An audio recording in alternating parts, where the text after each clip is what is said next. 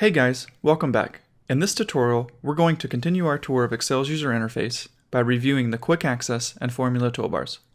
Let's go ahead and jump over to Excel to get started. The Quick Access toolbar is typically located just above the ribbon or just below the ribbon. You can control its location by right-clicking on the Quick Access toolbar itself and selecting Show the Quick Access toolbar below the ribbon if it's already above, or you can right-click and say Show the Quick Access toolbar above the ribbon. Now, as with the ribbon itself, the Quick Access toolbar can be customized. Let's go ahead and see how we can add commands.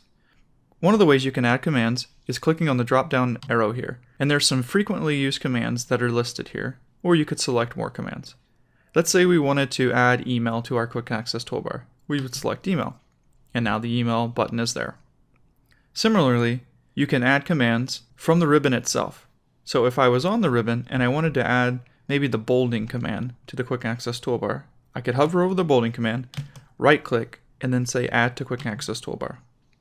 So instead of adding the bolding command by itself to the Quick Access toolbar, we could add this entire grouping here by right-clicking in this section and then clicking Add to Quick Access toolbar. Now, if we come up to the Quick Access toolbar and we click this, you'll see that little section explodes out. So I'm going to go ahead and remove these by right-clicking and removing items from the Quick Access toolbar. As you use Excel more and more, you'll develop your own personal preference for which items you include on the Quick Access toolbar. The next UI component we'll take a look at is the formula bar. To understand this component, you must realize that a cell can contain values as well as formulas. This is what makes Excel really powerful. The formula bar allows you to see what's behind the value shown in a cell. Let's go ahead and take a look at an example to make this a little more clear. In cell A1, if I was to type the value 1, it would actually end up appearing as 1.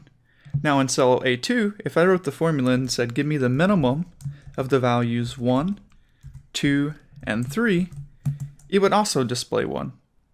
So on the surface, I can't tell if there's a formula in a cell or not. All I see is the value. However, if I select cell A1 and I look in the formula bar, I can tell that this is just a value. Now if I select cell A2, I can actually see the formula that's behind the value that's being displayed. This is the real power of the formula bar. As we progress through this course, the formula bar is going to become more and more important as we're going to be writing formulas that are longer and longer and longer. So there's only a few things we have to point out about the formula bar before moving on. The first is you can actually expand the formula bar to give you more real estate when you're typing longer formulas. This is done by clicking on the little line here and dragging down. So you can see you can give yourself more room to type in your formula.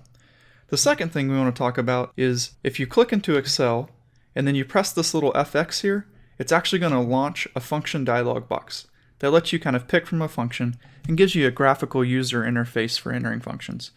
Now, we're really not going to use this that much in this course, and by the end of the course, you really won't need it because you're going to be a pro at writing formulas.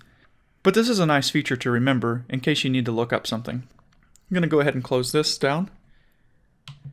The last part of the formula bar that we need to talk about is this little drop down over here. This drop down actually lets you work with your named ranges. Now, we're going to talk about named ranges later in the course.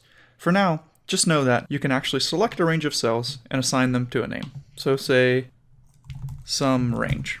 And if I press enter, now I can access this name sum range. The drop down for name ranges will come in handy later in the course. Well guys, that about wraps up this tutorial. In our next lesson, we're going to take a look at the active worksheet.